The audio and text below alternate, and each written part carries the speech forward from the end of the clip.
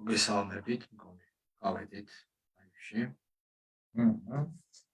მოგესალმებით, მეგობრებო. ხანგრძლივი პაუზის შემდეგ ეგერ გიბრუნდებით. მოგესალმებით. გავედით აიში. მოგესალმებით, მეგობრებო.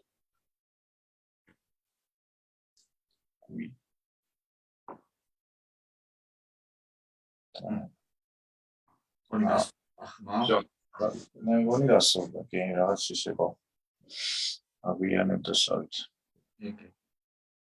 მოგწერეთ, რომ კარგად გესმით ჩვენი კარგად ხედავთ, ხო? ნელა შევუდგებით საკ.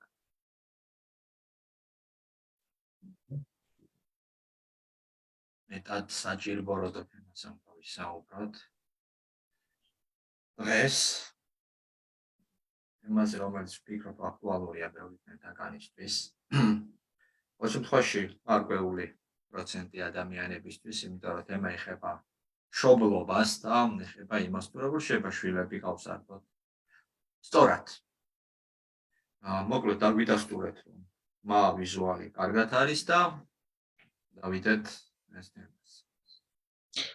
კარგად არის მისო ეგერ კომენტარებში. ზოგი წეს კარგად ისმის, ზოგი წეს კარგად არ ისმის. ვისი ხმა არ გესმით კარგად, რო გითხრათ, შევეცდები გამოვიდეთ.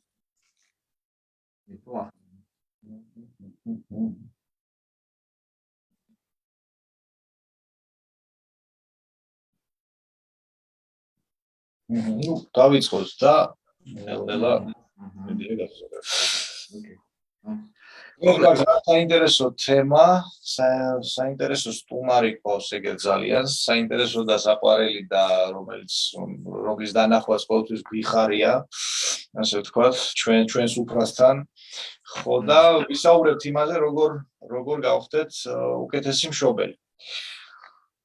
შესაბამისად, ვიყურებს ეგერ 47 კაცი, დიდი თხოვნა მექნება თუ შეიძლება ეს ლაივი შეძლების დაგვარად დავაშეაროთ ჩვენს პეიჯებზე, გვერდებზე, გაუზიაროთ ახლობლებს, იმისთვის რაც შეიძლება ბევრმა ადამიანმა ნახოს და მიიღოს ის სასარგებლო ინფორმაცია, რომელიც მისცემს საშუალებას, რომ უკეთესი მშობელი გახდეს. აბა რა მოგვიტანეთ, ბატონო ილია? ხურჯებში. მოდი პატარა გამოკითხვა გავაკეთოთ, რამდენი თქვენთაგანს ყავს შვილი, თუ შეიძლება დაპლიუსდით, ვისაც შვილები ყავთ, ვისაც შვილები არ ყავთ, დაწერეთ მინუს ნიშანი და შევიქმნათ წარმოდგენა ჩვენ აუდიტორიაზე. იდეაში ეს თემა იმისთვის საინტერესოა, ვისაც შვილი არ ყავს, იმიტომ რომ შეიძლება მოყავალში ყავდეს, ან ისედაც ეს ზოგადი ფსიქოლოგიის თემაა და ზოგადი ფსიქოლოგიური განათლების თვალსაზრისით ყველა თქვენთაგანს გამოუჩნდება. ნუ ცხადია მშობლებს განსაკუთრებულად. ამიტომ დაპლიუსდით, აგერ ჯერჯერობით ჩანს, რომ მშობლები ვიყურებენ. ესეთია ტენდენცია. ნახოთ. ჯერ არც ერთი მინუსი არ გვაქვს. აი ესეთი აუჯახებულ და დააშვილიანებული აუდიტორია გვაქვს ვახტანგ. თუ შეიძლება ისიც მიუთითეთ, რამდენი შვილი ყავთ. სურვილის ამებასაც შეგიძლიათ დაწეროთ თქვენი შვილის და ესეთი სახით ჩვენს გაგიჩნოთ, იმიტომ რომ როდესაც ესე დისტანციური კომუნიკაცია მნიშვნელოვანია, რომ არა მარტო თქვენ ვიცნობდეთ ჩვენ, არამედ ჩვენს გიცნობდეთ და ეს პირადად მე მაგალითად ძალიან მეხმარება, რომ უფრო ღია კომუნიკაცია მქონდეს თქვენთან, უფრო გულწრფელი ვიყო და მაქსიმალურად გაგიზიაროთ ის ცოდნა თუ გამოცდილება, რომელიც ფსიქოლოგიაში, ფსიქოლოგიის სხვადასხვა მიმართულებაში და მოკლედ მშობლები ბევრი არიან, აგერ 4 შვილიანი მშობელიც გამოჩნდა, რომელიც გვიყვარს. ოკეი, სანამ თქვენ დაწერთ მე კომენტარებს, მე შევეცდები რომ პატარა მიმოხილვა გავაკეთო და დავიწყო საუბარი იმით, რა როლი აქვს შვილის ცხოვრებაში მშობლებს. აი წარმოიდგინეთ, რომ ჩდება ბავშვი და ის არის სრულიად ახალ და უცხო სამყარო. დაბადების აქტი ჩვენ შეიძლება შევადაროთ 64-დან გამდევრად. შეგვიძლია შევადაროთ მაგალითად უცხო ქვეყანაში რო ჩახვალ და საერთოდ აზე რო არ ხართ რა ქვეყანაა ეს. აი ხა წარმოიდგინეთ მეგობრებო, როდესაც პატარა უსუსური არსება მოდის სამყაროში, სადაც საერთოდ არ იცის რა. წარმოიდგინეთ აღიჩნოთ ამ. თქვენ გაკისრიათ როგორც მშობელს გიდის ფუნქცია. ან ფაქტიურად თქვენზეა დამოკიდებული როგორ გააცნობთ ამ სამყაროს. რა სახით მიაწვდით ამ სამყაროს კუნთს.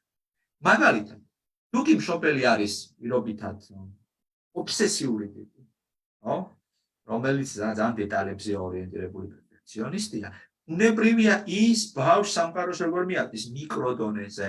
სამყაროს მიაწვის ესე დონეზე, რომ სამყაროს მუდმივად შეიძლება გაუმჯობესება შეცვლა, რომ სამყაროში არის ძალიან ბევრი ნაკლი, ძალიან ბევრი მინუსი. თუ მშობელი პირობითად არის ოპტიმისტი, კაი განწყობაზეა, მხიარულია, პოზიტიურია, უნებრივია ის საკუთარი თვალით დაანახებს ბავშვს ამ რეალობას. ასე რომ ახლა დავუშვით თუ ვიტყვით რომ დეპრესიული ტიპაჟი ამ მშობელი და მიდრეკილი არის დეპრესიისკენ, უნებრივია ბავშვიც აი ამ პრიზმისგან, აი ამ პრიზმის გავლით დაინახავს. აი ამ ლოგიკიდან გამომდინარე არის რომ გუსტავ იუნგმა თქვა რომ ყველაზე დიდი ტვირთი რაც არის ბავშვისთვის ეს არის მშობლების შეუმდგარი ცხოვრება. ჩათვალეთ რომ ყველაფერი ის რაც მშობელს აქვს როგორც პირადი პრობლემა. აი ამის გადაკონვერტირება, ამის გადატანა პირდაპირ ხდება. აი როგორც კორონავირუსი გადადის ახლო კონტაქტით მეგობრებო, ასევე ნებისმიერი ფსიქოლოგიური სირთულე და გამოწვევა გადადის ახლო კონტაქტით. და მშობელს და შვილს განსაკუთრებით ადრეულ ასაკში დედა შვილს ძალიან მჭიდრო ემოციური კონტაქტი. ძალიან მჭიდრო. ჩვენ შეგვიძლია ამას ესე ვთქვათ კარგად მიუსაბამოთ სეპარაციის თეორია, ესეთი თეორია არსებობს. და ამ თეორიის თანახმად ბავშვი გადის რა სეპარაცია ინდივიდუაციის გზას მშობელთან ურთიერთობაში. ნახეთ, ანუ თავიდან მშობელი და ბავშვი სიმბიოზურ ერთიანობაში იმყოფებიან. ნახეთ, დააგვირდით ჩვენ ფიზიოლოგიურად ხედავთ, რომ ბავშვი და მშობელი თავიდან ერთი მთლიანობაა, სანამ ის მუცელში იმყოფება. შემდეგ ამ მთლიანობის დარღვევა ხდება. სეპარაცია ხდება ფიზიოლოგიურ დონეზე. სეპარაციის დასასრული ფიზიოლოგიურ დონეზე არის გადაჭრა. მაგრამ ნახეთ, სეპარაცია ფიზიოლოგიურად დასრულდა მშობელს გამორევად. მაგრამ ემოციური სეპარაცია საკმაოდ დიდხანს ძლებს. ბავშვი ემოციურად ხშირად პუბერტადის ასაკამდეც კი დამოკიდებული არის შორს, მიბმულია მშობელი. მას ნიშნავს იმას, რომ აი ეს გადატანა ემოციების, ეს გადატანა პრობლემებს, ეს გადატანა სირთულეებს დიდი დოზით ხდება. აი შემთხვევით არ ვახსენე 60-დან განდევნა, იმიტომ რომ ბავშვი მუცლად ყოფნის დროს არის 60-ში ჩათვლილი. მასი ყველა მოთხოვნილება, ყველა საჭიროება დაკმაყოფილებული. მასი ყველაფერი აქვს უფასო. ანუ არაფრის გაკეთება არ სჭირდება ბავშვს მუცელში ვის რო იყოს დაცული თავისთავად ხდება. არაფრის გაკეთება არ სჭირდება ბავშვს იმისთვის, რომ მას ჰქონდეს აღიარება, პატივისცემა. ეს თავისით ხდება, ხო დედა რო საკვებს ჭამს, აი ესე ვთქვათ ვიტამინების საკვები, ავტომატურად ბავშვთან. ამისთვის მას არ სჭირდება, რომ დედას გაუსწოროს. ამოს, ან დაუჯეროს, ხო? თავისთავად. 64-ია ეს მეგობრებო. აი ძალიან ხშირად მე ვადარებ ხოლმე რაღაცას, რომ აი ნარკოდამოკიდებულობა რა მდგომარეობა იცით? მუცელში დაბრუნების მდგომარეობა, როცა შენ ვეღარაფერს ვერ გსმის, სტრესი, რაღაცა დისკომფორტი რა ცხოვრებისეულად ამ ცხოვრებაში გაქვს, ყოფილი ქრება, მუცელში ბრუნდება. აი ხშირად ადამიანების დასწრები როგორ უმკლავდებიან ამ ცხოვრებულ სივრცეს მიმართავენ სწრაფ დამოთხეში დაბრუნებას. რომელიც ნუ ბუნებრივია არ არის ოპტიმალური, იმიტომ რომ დამოკიდებულებას იწვევს და პრობლემას აბოლოდ არ გვაქვს, ხო? და ნახეთ უცებ ბავშვი კარგავს ამ.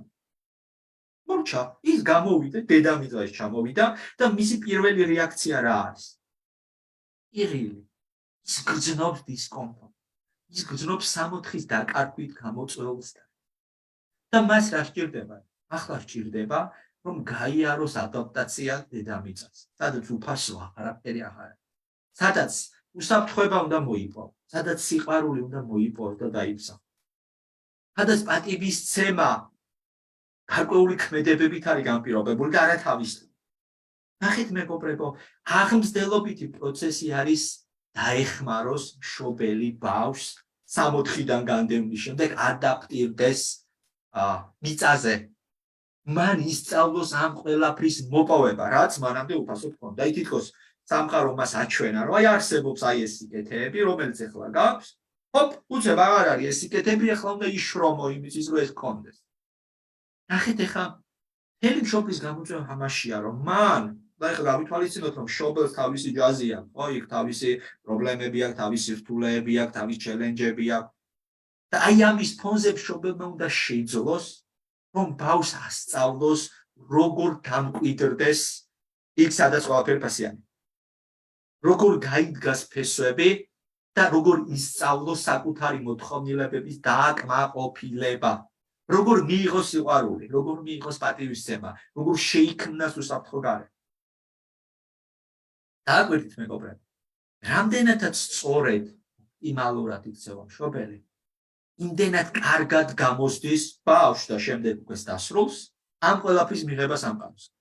თუ თქვენ ეხლა თქვენ შვილს შეუძლია რომ სამყაროსგან აიღოს ყველაფერი ის რაც მას უნდა და ამასთან მოუგებია. აკეთებს ეს ნიშნავს რომ თქვენ კარგი მშობელი.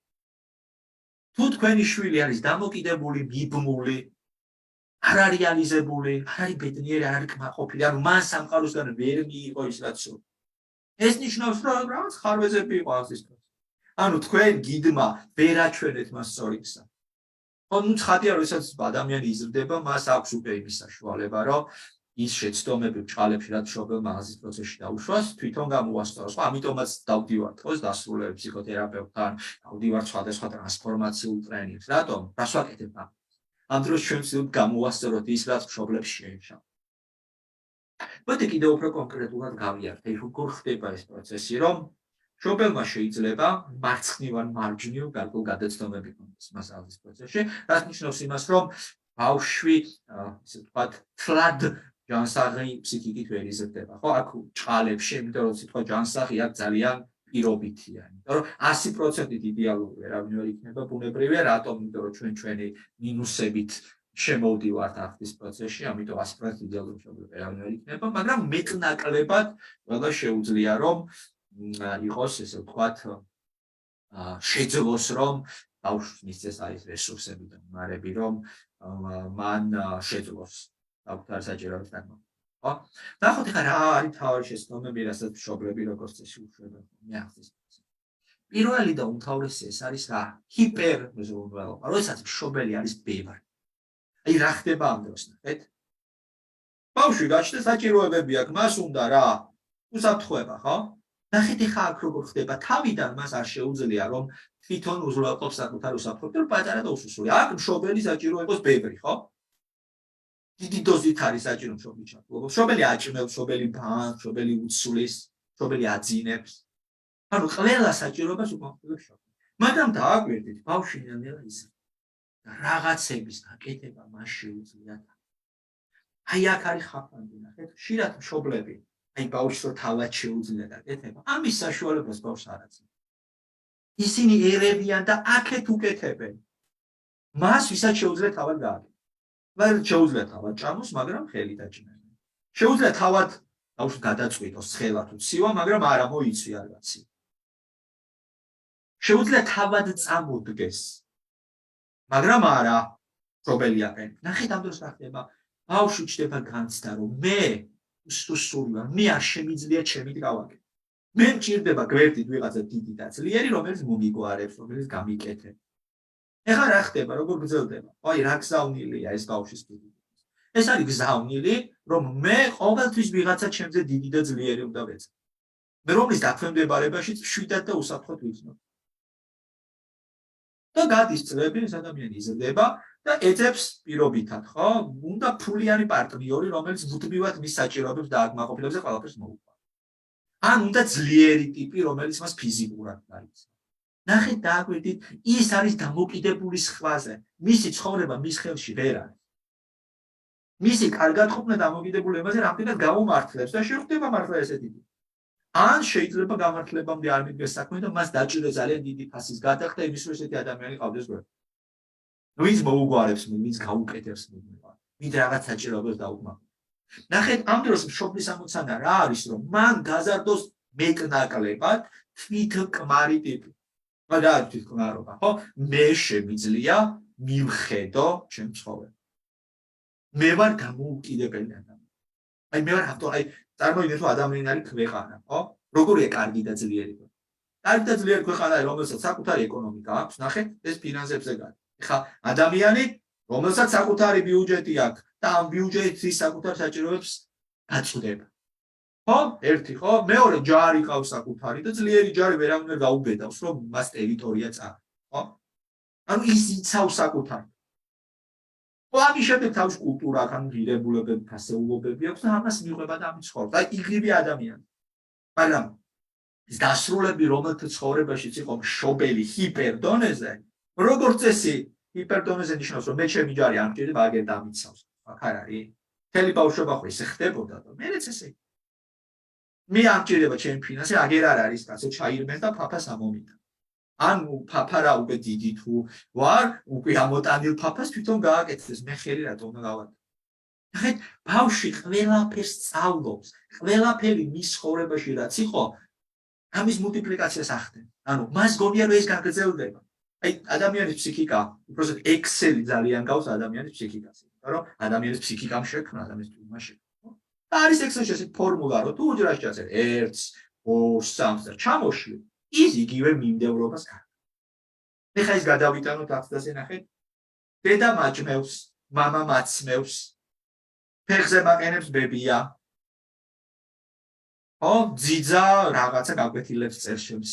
მაგივრად ხო ესეთი ფილმი არის ქართული მანანა შეიძლება გახსოვთ ძველი ფილმი არის და იქ არის ესეთი ეპიზოდი ბებია და ბაბუა ხსნიან შვილიშვილის მათემატიკის ამოცანა და ბებია ეჩვევა ბაბუას როგორ არიციო კაცო რამდენ რაღაცა თავს გაანადგურებს ბუწელით რაღაც ესეთი ამოცანა აი ეს პროცესია და იგივე ექსელი წარმოიდგინეთ და გადამრავდა ბავშვი გახდა 17-18 წლის და გონია რომ სხვები ჩააბარებენ მის მაგივრად გახდა 22 წლის და გონია რომ სხვა იშოვის მის მაგივრად სამსახურს ვიღაცა გაუჩალიჭებს, ხო?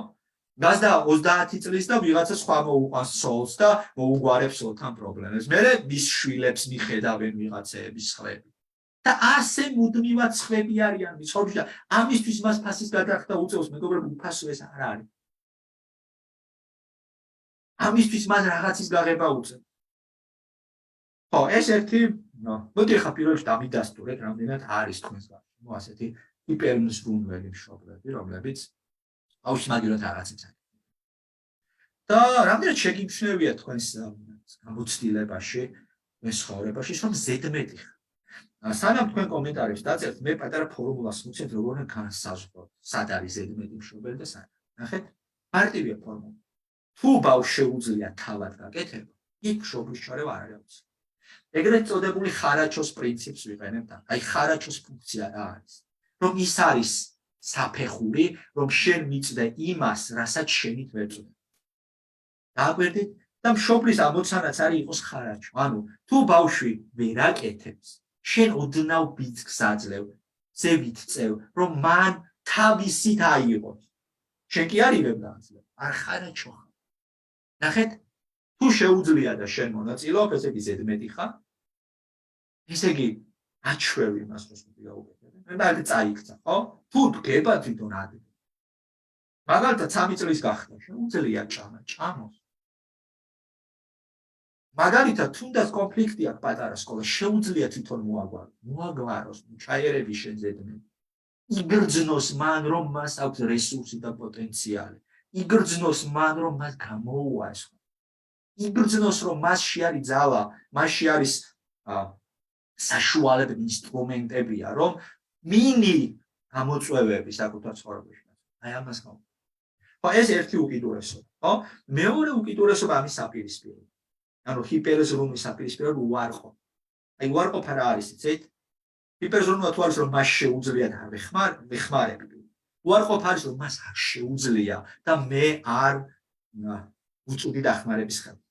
მაგალითად პირიქით, ხო? ის ვერ ჭამს, მე არ ვარი, მიდი, შენით გამოგივა. ანუ პატარა რა ჭამარ ყოველდღიურს იქ. ან მაგალითად გაკვეთილს ვერ ამზადებს, იმიტომ რომ ხო არიან ბავშვები, უფრო ტექნიკური აზროვნება აქვს, ჰუმანიტარული, ან რაღაცაგანში მასწავლებელი არ მოწონს და ამიტომ გული აიცრუა გაკვეთილზე და ვერ გაიგო. და ის გრძნობს რომ რაღაცას რო ჩამორჩა, რაღაცას რო ვერ ეწევა, კაცი შვილი არ არის ის, ვინც დაეხმარება რომ ამოკაჩოს. და ის გრძნობს უარყოფას, რომ მე არ ვარ მნიშვნელოვანი, მე არავის არ ვაინტერესებს. მე ფეხებზე უკიდი ვარ. და ნახე, მშობლის ზოგადება გენერება ხდება სამყაროში. ანუ მე არ ვაინტერესებ მშობელს, ბავშვისთვის საბოლოოდ არის მე არ ვაინტერესებ სამყარო. და იწყება თვით გაუფასურება. აი ხშირად ხო შეხვედრიათ ესეთი თემა, რომ დაბალი თვით შეფასება აქვს. ნაკედა, რა დაბალი თვით შეფასება. და როგორ აფასებს ის საკუთარ, მაგრამ ბავშვმა თვითონ შეაფასოს თავის თავი. გამორიცხულია არარელევანტურია შეაფასო შენი თავი. როგორც წესი თვით შეფასება, ანუ საკუთარი თავის შეფასება იწყება იმით, თუ როგორ გაფასებ მშობლებს. ანუ მე ვსწავლობ მშობლისგან საკუთარი თავის მიმართ დამოკიდებული. თუ მშობელმა უფასურებს, მე ვაუფასურებ. თუ მშობელი ვარ არაფერი, მე საკუთარი თავისთვის ვარ არაფერი. თუ მშობლისთვის ვარ და ბავშვი აი მას როგორ ვთქვი, აი, მაგალითად მე ვაკეთებ გაკვეთილს, მშობელი არ მეხმარება. ანუ მე არ ვარ მნიშვნელოვანი. ჩემი მიზნები, პრიორიტეტები არ არის მნიშვნელოვანი. და ნახე, ეს დამოკიდებულება საკუთარი თავის მიმართ. მე დასრულებაშიც მომ. მე როდესაც საქმეზე მიდგება და დაუშვათ მე დავიწყებ სამსახურს, ხო? და მაქვს ხელფასის მომატების სურვილი. ვაკლია არ მყოფნის ის. და მინდა რომ შევიდე და უფროს უთხრა რომ მომიმატო. ამ დროს ჩდება ისევ ეს, რომ ვიც არა, ვის აინტერესებს შენი. და ეს საიდან გაჩნდა? აი იქიდან. ეს იმის გამო ძახილი. და როდესაც პირად ცხოვრებაში, მე საკუთარ ინტერესებს უკანა პლანზე ვწევ.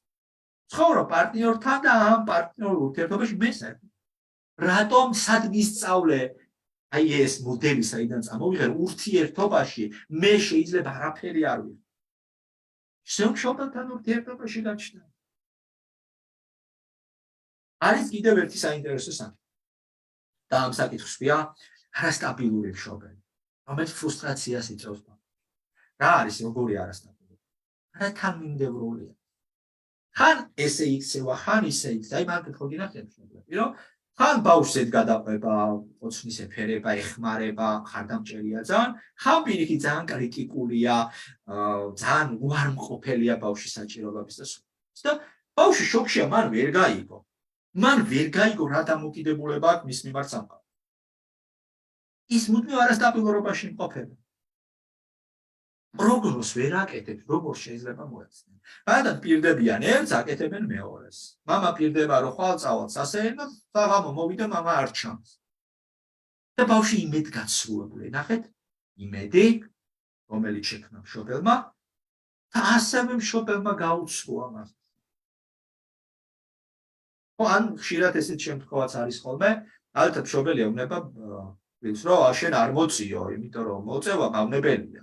და ამას აკეთებს სიგარეტით და ბავშვმა ვერ გაიგო, ერთს ხედავს, მეორეს ისმის. ანუ მისი აუდიალური აღქმის სისტემა აღიქოს ინფორმაციას, მისი ვიზუალური აღქმის სისტემა მეორე ინფორმაციას. და მისი ფსიქა გაიხრიჭა. ვერ გაიგო რომელს დაუჯეროს, რასაც ხედავს იმას დაუჯეროს, თუ რასაც ესმის იმას. ან მაგალითად მშობელი ეუბნება, რომ წინებს რატო არ კითხულობს ასეთო და ისე. და თვითონ უყურებს და iPhone-ი სკროლვაში ამ მშობელი და ვერ გაიგო, რას დაუჯეროს. და ეს არასტაბილურობა მას უქმნის განსას, რომ სამყარო არ არის საიმედო. სამყარო ვერ დაიხადა. რომ მუდმივად მობილიზებული თუ არ იქენი, რაღაცას მოგატყუებენ, სადღაც გადაგაგდებენ, სადღაც ხელს კრავენ. და მე ეს გოგონა გაიზრდება და აღმოჩნდება, რომ მამაკაცებს არ ეინდობა და ვერ შედის ახლოვდება. და რომ მუდმივად მოლოდინი აქვს, რომ ისევე მოექცევა მას. ეს მამაკაცი როგორც ამას მამა აკეთებს. ამიტომ ვერ ეინდობა დაქალენ მუდმივად ინტრიგებს შეტაკალებს და რატომ? და რომ მას აქვს განცდა, რომ როგორც მოექცა დედა, როგორც არა ერთგვაროვანი გზავნილები წამოვიდა დედისგან, ისეთივე სიტუაციაში აღმოჩნდება. მეგობრებთან. ნახეთ მეგობრებო, კარგი მშობლობა ნიშნავს იმას, რომ მე გავაცნობიერო საკუთარი, როგორ ვთქვა, გრამული გამოცდილებები, გავაცნობიერო საკუთარი სისუსტეები, გავაცნობიერო საკუთარი ხაფანგები და არ მოვახდინო ამ ყველაფრის გადატანა შვილზე. რატომ და როგორ? ნახეთ, რატომ ვარ მე ჰიპერმზრუნველი? ხო, ეს ხო ჩემი ფსიქიკის, ესე ვთქვათ, გამოვლინება. რომ მაგალითად მე თუ მაკლია პირობითაც ზრუნვა, ნაცვლად იმისა, რომ მე ვისგანაც მაკლია ზრუნვა, მას უთხრა, ვიცი რა, ვიზრუნე, მომეფერებ, ხარი დამიჭირე, გვერდში დამიდექი, რაღაცა ჩემი საჭიროება მასთან გამოვხატო. მე ვიწყებ ამის ბავშვთან გადატანა. ნახეთ? დაუშვათ, მე მაქვს განცდა, რომ არ მაფასებენ სათანადოდ, არ მიწევენ ანგარიშს. აი ჩემი თემები.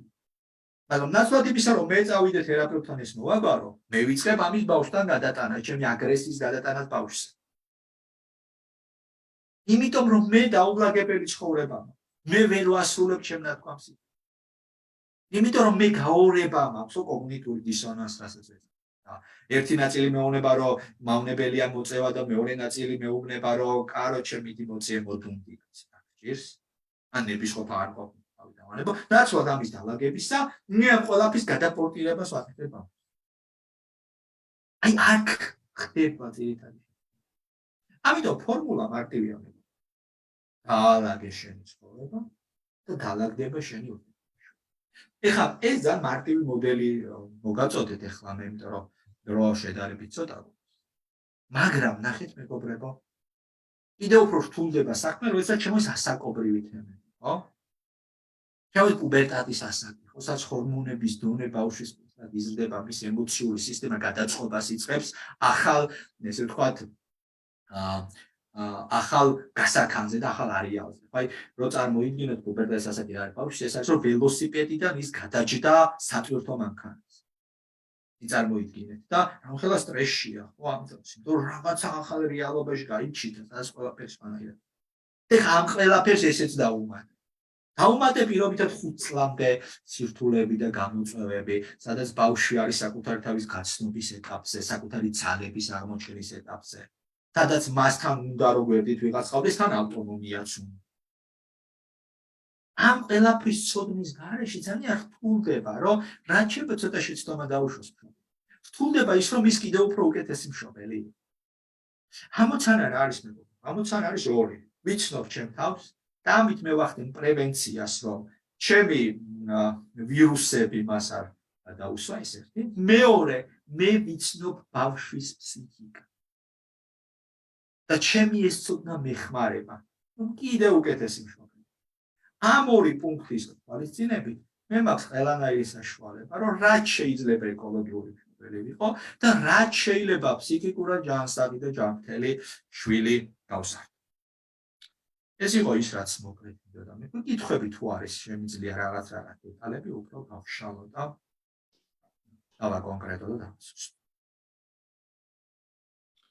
სანამ კითხვების შემოვა. ვიცი რომ 19 სექტემბერს აქ ძალიან საინტერესო ღონისძიება და 1-2 სიტყვით რომ ვითხრა. კი ბატონო, ტრენინგი ბავშვთა ფსიქოლოგიაში, ტრენინგი რომელიც დაგეხმარებათ რომ უკეთესი მშობელი გახდეთ. ტრენინგს ბავშვთა ფსიქოლოგთან ერთად ჩავატარებ ისტი კარანაიასთან ერთად, რომ თქვენ გქონდეთ საშუალება უშუალოდ ბავშვთა ფსიქოლოგიის მიმართულებით სპეციალისტისგან მიიღოთ ინფორმაცია და ასევე ჩემგან, როგორც მე უფრო ზოგადი ფსიქოლოგიის ედიტით წავუყანამ, ესე ვთქვათ, ტრენინგს. და ნახეთ, ეხლა ეს ტრენინგი ხება თეორიული ნაწილი 6 ზუმში შეხვედრა, ხება ძალიან კონკრეტული სამარჯიშოები, რომლის დახმარებითაც თქვენ შეძლებთ აი ამ ორ რაღაცაში გარკვევა. საკუთარი თავი რომ მე ჩემი რაღაცა მინუსებით და ვირუსებით ბავშვი არ დავაზიანო, ეს ერთი, ანუ გავაცნობიერო ჩემი მე და მაქსიმალურად საუკეთესო ნაწილი მივიტანო ბავშვამდე, ეს ერთი და მეორე, ბავშვთა ფსიქოლოგიის ძირითადი ფუნდამენტური თეორიები, რომლის დახმარებითაც მე ზუსტად მეცოდინება, რა ასაკში ბავშვთა კრიზისი აქვს, რა ასაკში ბავშვთა გამოწვევა აქვს, როგორ გავუმკლავდეს სხვადასხვა ემოციების გამოვლინებას ბავშვთან ურთიერთობაში. ხო, იქ აგრესია იქნება, იქ შიში იქნება, იქ შეიძლება ბრაზი იყოს, იქ შეიძლება რა ვიცი, ბევრი სხვა ემოცია, რომელსაც ბავშვი თავად ვერ უმკლავდება, რომელსაც შენ მიმართავ. ანუ ფაქტიურად 2 კურსის დაჭერა შეგიძლია ამ ტრენინგზე მონაწილეობით. როგორც ვთქვი, 19 სექტემბერს ვიწყებთ, გაგრძელდება 2 კვირა, 6 ზუმ შეხვედრა, პლუს ამას ემატება ტელეგრამის, ესე ვთქვათ, საშუალებით დავალებები, რომელიც მოიგზავნება თქვენამდე და აქვე ვიტყვი, რომ შენი გამომწერების დასაკლება მაქვს. ვინც დღის ბოლომდე გაიუს რეგისტრაციას, ის შეძლებს, რომ ნახევარ ფასად შეძლოს ამ ტრენინგზე მონაწილეობა, ანუ 50%-იანი დასაკლება იქნება. ნუ მეგობრებო, არის ამ ვიდეოს აღწერაში, შეგიძლიათ გადახვიდეთ და ნახოთ პროგრამა. კი ბატონო, იქ ნახავთ დეტალებს მთელ პროგრამას და ასევე ნახავთ ფასებს და პირობებს. როგორც გითხარით, დღეს საღამომდე გაქვს საშუალება მიიღოთ 50%-იანი დასაკლება.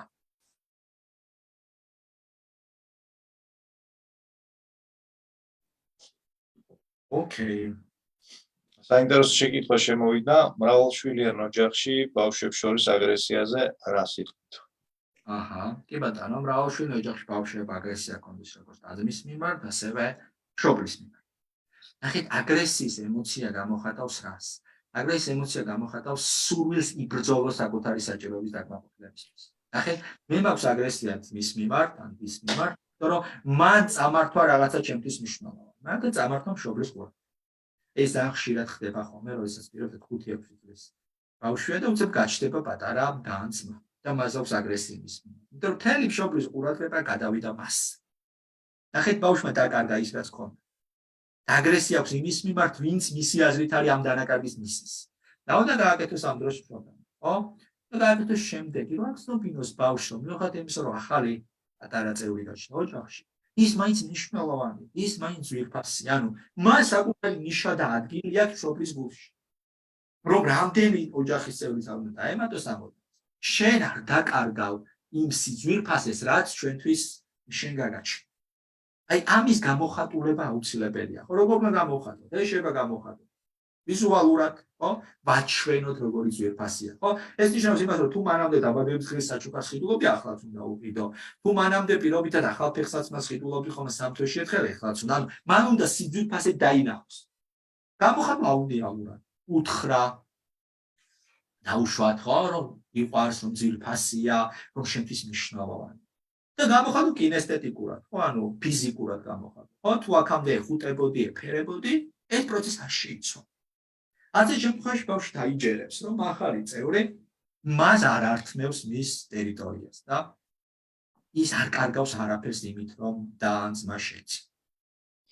იცი რა მაინტერესებს, შენი პროგრამა, შენი ტრენინგი რეალურად რა შეცვლის ადამიანების ცხოვრებაში, ხო, მაგალითად, მე ვარ მშობელი. ან მემზადები, თუ გავხდებ შობელი, მაგალითად, ხო? აი ამ შემთხვევაში აი გავიარე ეს ტრენინგი, მივიღე ეს ცოდნა, უნარები, პრინციპულად რა იცვლება ამ შემთხვევაში ჩემთვის, ჩემი ოჯახისთვის. ორი მნიშვნელოვანი რაღაცა შეგვიძლია შენ ამ ტრენინგიდან წაიღო, რომელსაც უნებრივია შეუძლია რა ცვლილებები ვახდინო შენს ფსიქიკაში. ხო, პირველ ეს არის ცოდნა. შენ იღებ ცოდნას ბავშვის ფსიქიკაზე. ანუ როგორ მუშაობს მისი ფსიქიკა სხვადასხვა. რა ემოციები აქვს, რა თავისებურებები აქვს რა გამოწვევა. საფრთხე. აი წარმოვიდგინე რომ შენ გაქვს შენი შვილის რუკა. ამ რუკა შეგიძლია მიყვე, როგორც გუგლმებით ქალაქში დადიხარ, ანალოგიურად გაყლე შენი და შენი შვილის ურთიერთობას ამ რუკის. ანუ ნაკლების სურპრიზი გელოდება, უსიამოვნო ასე ვთქვათ. კი ბატონო, იცი სად არის საცობი, იცი სად არის შუქნიშნები, იცი სად არის მოკლეგზები, მაგრამ მარტო არ არის საკმარისი, შენ ის მანქანაც უნდა იცოდე, რომელთაც მიიღო. ანუ საკუთარი თავადაც, ხო? და როგორც ეს საკუთარი თავის არცოდნა გაშვებინებს რიგ შეცდომებს, ხო? ნიშნში ისეთ ემოციებს, რომელსაც ვერ უმკლავდები და ეს გადადის შემდეგ. ანუ შენ სწავლობ საკუთარ თავს. საკუთარ თავს როგორც მშობელს. აი ძალიან ხშირად არის ხოლმე, რომ ბავშვებსა და მშობლებს შორის არის პრობლემური ურთიერთობა. ანუ პრობლემა ბავშვი არა აქვს. პრობლემა აქვს მშობელს, რომ ის ბრაზობს მასზე. იმიტომ რომ მის ცხოვრებაში სარეულობა შემოდის, ხო? აი ხშირად ასე მშობელს წინს, რომ ბავშვს მისი არ ესმის, ხო? ეს რატო ხდება? იმიტომ ხდება, რომ ჩვენც გვყავს ჩვენი შინაგანი ბავშვი, რომელიც შეიძლება კონკურენციაში მოვიდეს რეალურ ბავშვს.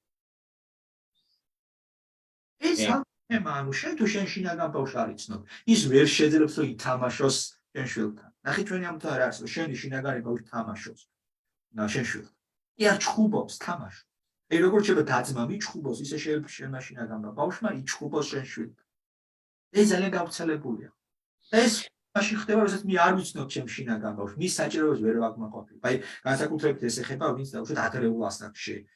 ო, აჩენს შვილს, როდესაც ჯერ კიდე მისი შინაგანი ბავშვი არის მშიერი და უკმაყოფილებელია და ის აპროტესტებს, რომ შენ რა შვილი ჯერ მე უნდა მომხედო. არა, საქართველოში ბავშვის აღზრდა 40 წლამდე არის ხოლმე პირველი რთული და მე მარტივდება. ხო, ამიტომ მაინც ორი რაღაცაა რა, შენ გაქვს რუკა შენ შვილთან ურთიერთობის და შენ იცნობ იმ ტრანსპორტს, რომელსაც მოძრაობ, ანუ იცნობ საკუთარ თავს. ამიტომ მოგზაურობა მშობლობის ესე ვთქვათ სამყაროში უფრო მარტივი და ეფექტიანი ხდება.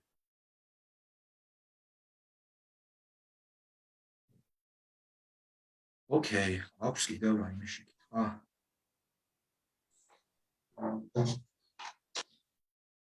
რამდენად აქტუალური იყო მეგობრებო, თუ შეიძლება კომენტარებში ერთი ნათამდე 10 ბალიანი სისტემით რომ გაგვაგებინოთ.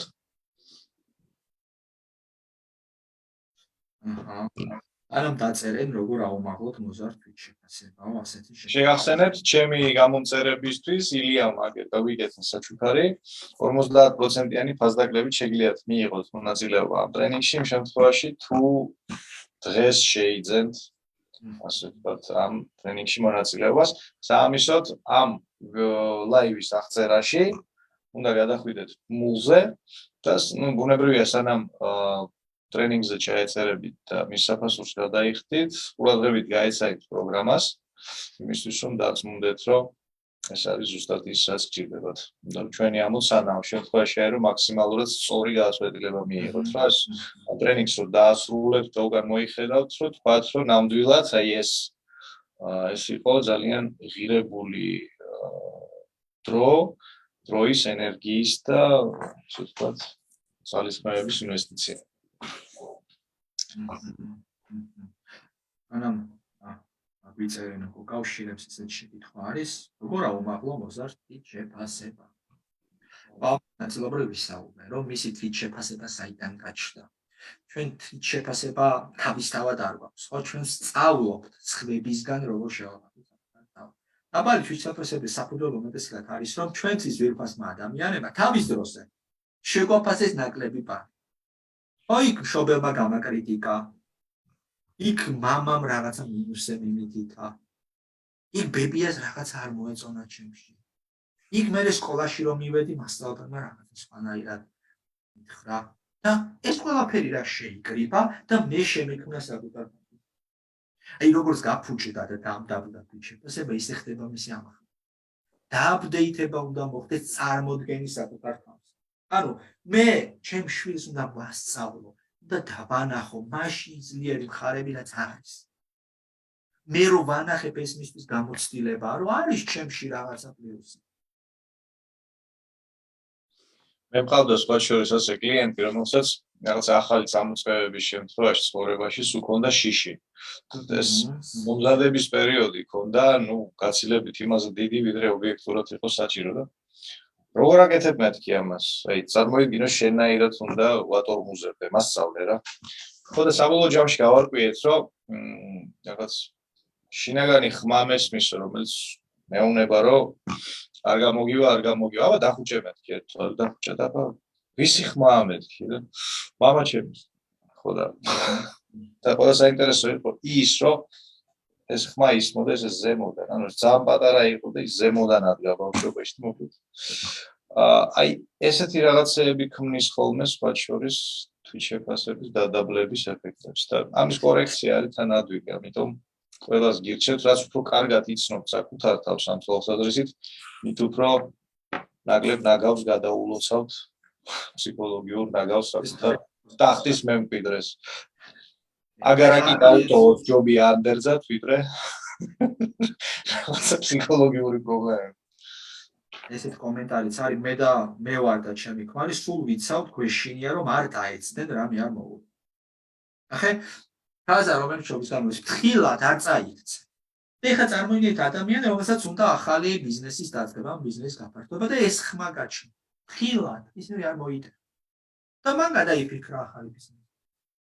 ან მას უნდა უფროსთან შესვლა ხელფასის მომატებაზე. ფრთხილად საერთოდ არ გამოგაგდოს. ან მას უნდა რომ ქმარს უთხრას რომ იცი რა გავიდეთ სადმე აღარ მინდა სახში ჩნომა და ხმა ისე ფრთხილად საერთოდ უარესი არ მოხდა.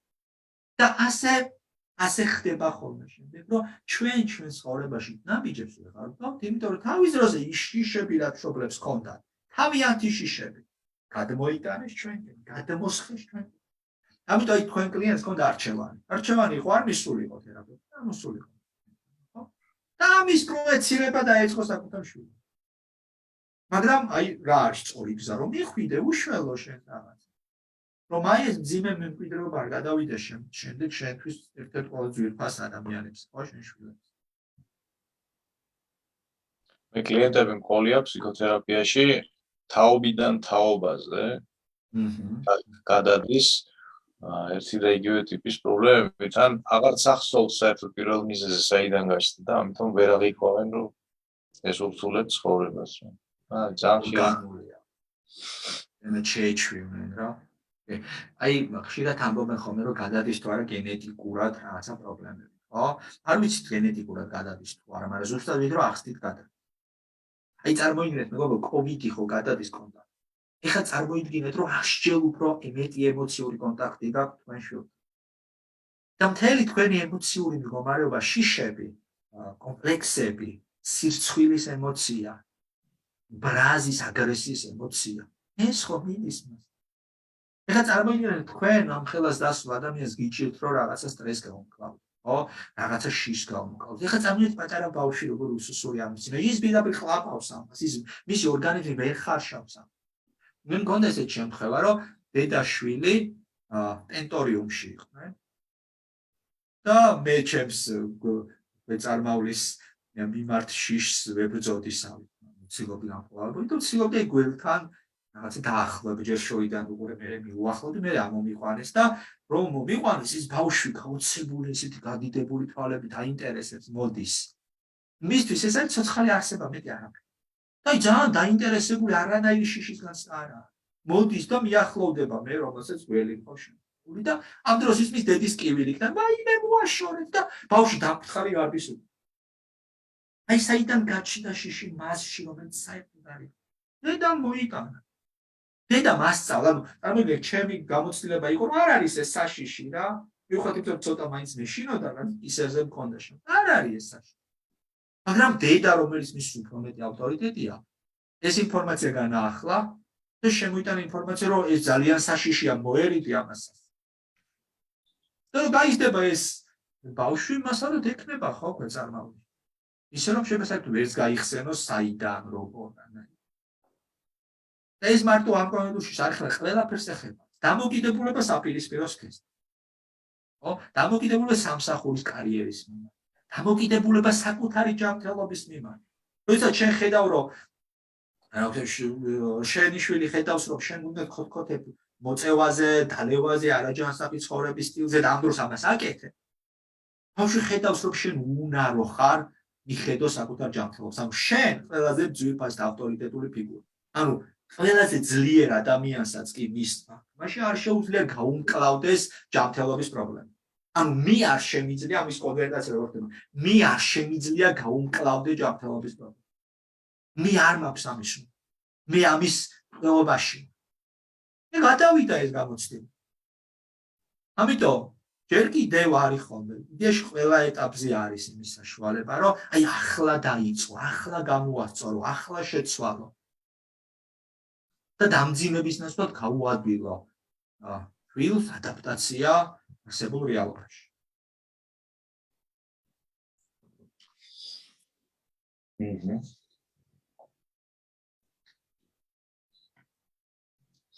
საკუთრებით საინტერესო ვიდროსაც თვითგანადგურების პროგრამებს გადაცემა მშობლების საკუთარ შვილებს. აი რაც თქვი, ეგ ერთ-ერთი თვითგანადგურების პროგრამაა, რომ სიგარეტი კლავს და მე ვეწევ. ახლა პირდაპირ ვეუბნები, რომ შვილო, ეს ჯანმრთელობას აზიანებს და ვეწევ. პირდაპირ, ანუ რა, რას ვეუბნები, რომ მე თავს ვინადგურებ. ეს ნორმა ჩვეულებრივია და ან ღამე ჭამა, აი ძალიან გავცილო, ღამე ჭამა არ შეება დედა, რომელიც მუდმივად დიეტაზე, მაგრამ მუდმივად არ. ეს ხედავს, რომ ეს რეჟიმი ვერ გამკლავების ჩართული. ესეთ კითხვაც არის, მაინტერესებს ტრენინგზე რამდენი დაითმობათ, რომ გადადეკს ასაკის პერიოდს. აუცილებლად დაითმო, იმიტომ რომ ეს ერთ-ერთი უმნიშვნელოვანესი პერიოდია. ეს არის პერიოდი, როდესაც სქესი ძალიან აქტიურ დონეზე შემოდის. ეს არის პერიოდი, როდესაც მამაკაცში ჰორმონების დონე დაახლოებით 15 ჯერ იზრდება ტესტოსტერონი მაგალითად. ტესტოსტერონი ერთ-ერთი ყველაზე აგრესიული ჰორმონია, ანუ მამაკაცში კუნთოვანი მასის მატება ხდება, ის უფრო შემტევი ხდება, ის უფრო ხისტი ხდება, ის უფრო მებრძოლი ხდება და აუცილებელია მე ვიცოდე, როგორ მართო მასთან ურთიერთობა ამ პერიოდში. გოგონებთან კიდევ უფრო რთულად არის საქმე, იმიტომ რომ გარდა ტესტოსტერონისა, პროგესტერონისა და ესტროგენის დონე იმატებს. ანუ გოგონა კიდევ უფრო ისეთი მამაკაცური ხდება, რომ ტესტოსტერონი მოიმატა, მაგრამ კიდევ უფრო ქალური ხდება, იმიტომ რომ პროგესტერონმა მოიმატა. და კიდევ უფრო პრანჭია ხდება, იმიტომ რომ ესტროგენმა მოიმატა. აი, წარმოიდგინე, რამდენ დონეზე ხდება ზრდა მისი შინაგანი ისე ვთქვათ ტონუსის და მნიშვნელოვანია რომ მე ვიცოდე როგორ მართვა ეს პროცესი აქ ან სპეციფიური მიდგომები არის საჭირო. ბავშვის ბავშვის სეპარაციაში ფოთვაზე ხო ვერ გირჩევდით რამეს. როცა ბავშვი დარდობს, რომ არ მიაკითხავს მშობელი და მომდევნო კარებთან ელოდება მოწყენი. ეს ძალიან გავრცელებული თემაა და ძალიან საინტერესო თემაა. როდესაც ბავშვს აქვს განცდა, რომ მშობელმა შეიძლება ის მიაკითხოს. ყველაზე ხშირად ამ განცდის მიზეზი არის ხოლმე მშობლის მუქანა. ხო? ცუდი გოგო ხარ და დაგტოვებ ეხლა შენ. ან გაგაშვილებ ან ხშირად ესე. ან ბებიასთან წაიყვანე მომაშორე კაცო. ერთი შეხედვით შეება ხუმრობს მშობელი. ამ დროს მალე ბავშვი გაშება. ის ელოდება, როდის შეასრულებს შენ დაფი. და როგორც ის დაინახავს ამის ნიშნებს, რომ შენ შეიძლება დატოვო, შენ შეიძლება ხელი პრა, შენ შეიძლება ის უარყო, მას შფოთვის დონე ეწევა. ახეთ ბავშვის მნიშვნელოვანია მან იგრძნოს, რომ შენ ყიფხარ. ყიფხარ იმ დონეზე, რა დონეზეც მას შეიძლება. თუ ის ამას გრძნობს, მას არ აქვს მიტოვების შიში. მას არ აქვს შიში, რომ შენ შეიძლება ბაღში არ მიაკითხო. ან შეიძლება დაგავიწყდეს, ან შეიძლება გამიზნულად არ მიხო. ამიტომ, ახეთ აგრძნობინეთ რომ მასთან. აგრძნობინეთ რომ ასრულებს იქ. აგრძნობინეთ რომ ის თქვენთვის მნიშვნელოვანი შემცირებული. აქაც სამ დონეზე მუშაობ. აუდიალურად, ვიზუალურად და კინესთეთურად.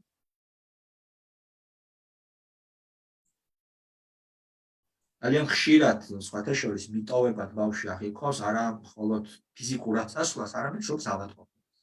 სიკვდილს მშობლის, შეიძლება ბებია იყოს ბაბუანი. ანუ მისთვის ხო სიკვდილის და ავადმყოფობის ფენომენი არ არსებობს, მისთვის არსებობს რა, იყო არა. ჩემთან იყო, ახლა ჩემთან არა. ამიტომ ამასაც მიაქციეთ ხოლმე. მე მოვკვდები და დაისვენებ პრობლემა იციან. სინამდვილეში ბავშვის არის რომ მე შენ დაგტოვებ.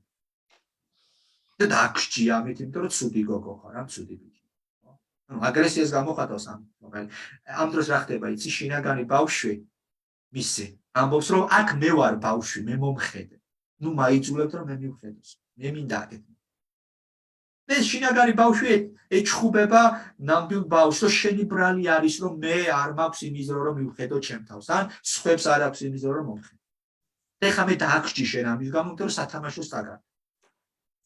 ძვირფას რაღაცას წაგახსნე, დედას.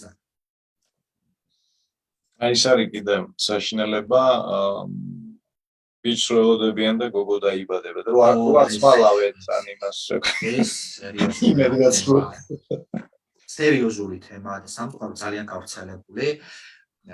ესე ვთქვათ, და საქართველოს ერთ-ერთი მოწინავე არის სელექციური აბორტის მიმართულებით სხვათა შორის, ანუ როდესაც სქესის მიხედვით აბორტი, საკმაოდ დიდი დარტყმაა და როგორც ესე გოგონებს აქ ხოლმე ამ დროს საკუთარი სქესის მიუღება. საკუთარი სხეულის, იმიტომ რომ სქესი პირველში სხეულში გამოდის. ხო? და ამას ძალიან ბევრი სირთულე მოყვება შემდეგ, ხო? ცხოვრებაში მოყვება იგივე დაბალი თვითშეფასება, მოყვება პირობითად ასექსუალურობა, ხო, საკუთარ სხეულს თუ ვერ იღებ, ბუნებრივია ვერც ინტიმური ურთიერთობა ვერ გექნება, ხო? მოყვება ის, რომ ტოქსიკურ ურთიერთობაში შედიან და როგორც ესეთ გოგონები ნახულობენ ისე მაგაცებს, რომლებიც მას როგორც ქალს აიღებს. აი წარმოიდგინეთ, აი ამას მთელი ჯაჭვი მოყვება სირთულეების და პრობლემების და შემდეგ იმ ადამიანს უწევს ფაქტობრივად მთელი ცხოვრება იმაზე მუშაობა, რომ სადღაც იქ მამამ რო რაღაცა გაიფიქრა და რაღაც განწყობები ქონდა, აი ეს რო გადახარჯოს. და ამხელად უნდა ვიყოთ ამას. ანუ ეს პირიქითაც არის, ხო, ხარ იფიქროთ რომ მაინც ბიჭი მომდა და გოგო რო შეხება. პირიქითაც იგივე სირთულეები ხდება, როდესაც გოგოს ელოდებიან და ბიჭი. ესეც იშვიათად, მაგრამ არის ხოლმე. ვანადად გოგო ელოდება, დედა ელოდება პრინციპს. ლამაზი კაბები უნდა შეუკერო, აი ამ განწყობით არის.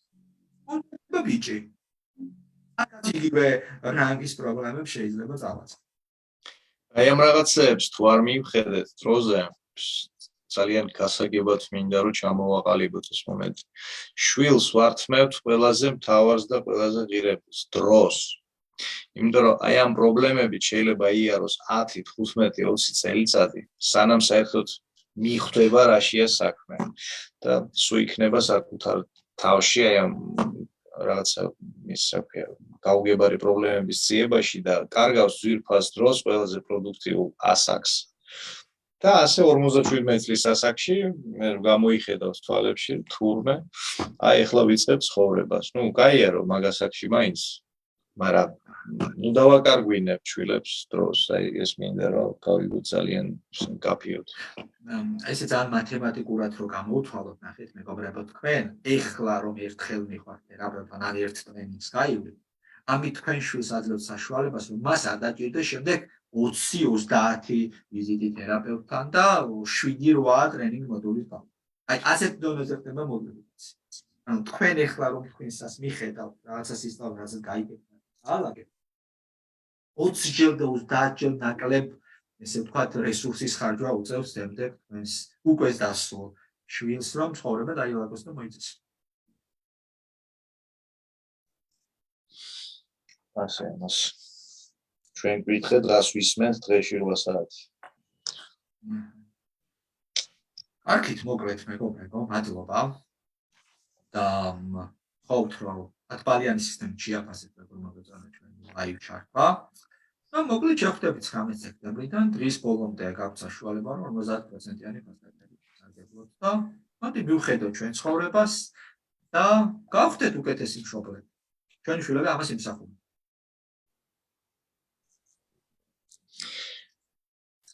კეთილი.